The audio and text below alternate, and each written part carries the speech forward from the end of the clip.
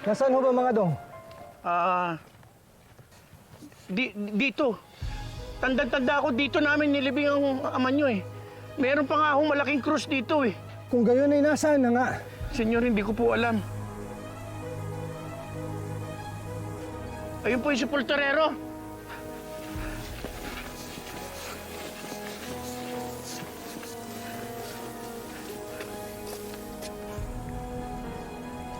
Buenos dias, Padre. Buenos dias.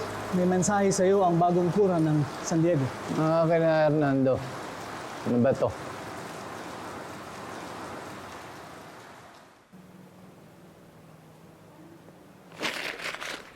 Por qué, Padre? Ang walang yang si Ibarra, nandun na sa San Diego. Es un animal. Paumanhin, Ginoo. Ngunit alam niyo po ba kung sino ang naglipat sa libingan ng aking ama? Merong malaking krus yun. Wala na ho ang krus na yung Ginoo. Nasunog na po.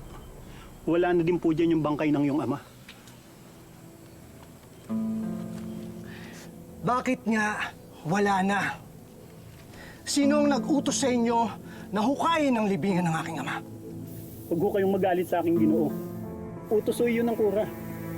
Sinong kura? Si Padre Damaso ba? Tiyak na marami siyang matutuklasan doon. Mga bagay na itinago sa Ginoo habang siya'y nasa Europa. Hindi ka ba nag-aalala? Wala akong pakialam kung ano ang madiskubre o malaman niya. Ang inaalala ko, ang aking inaanak na si Maria dahil papunta na siya sa San Diego. Magkikita sila ng Indyong yon. Sinvergüenza!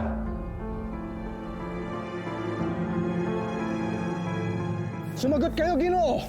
Si Padre Damaso ba ang nag-utos sa inyo? Hindi po. Yung bagong kura po ng San Diego. Yung kura na mahilig manakit. Siya po siguro yung pari na nakita natin sa simbahan kahapon. Senyor, si Padre Salvi. Padre Salvi. Isa pang masamang prahile sa Noli. Bakit niya ginawa ito? Anong pagkapuot ang nagtulak sa kanya para tanggalan ng dignidad ng aking ama? Saan niyo dinala ang bangkay ng aking ama? Saan niyo siya dinala? Magsalita kayo! Sir, Saan niyo dinala ang ama ko? Manong, sagutin niyo na lang kami ng maayos. Saan niyo po dinala ang bangkay ni Don Rafael?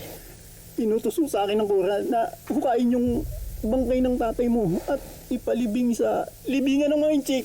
Inilipat nyo si Don Rafael sa libingan ng mga dibinyagan. Insulto sa kanya yun. Pero hindi ko naman po naituloy yun. Tama na mga dong. Paumanhin, senyor. Saan siya nakalibing kung ganon? Umuulan po nun.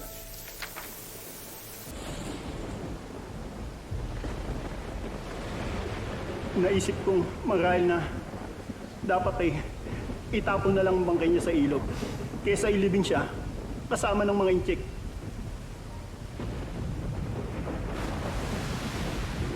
Kaya tinapon ko ang bangkay niya sa ilog upang ngayon na yanurin.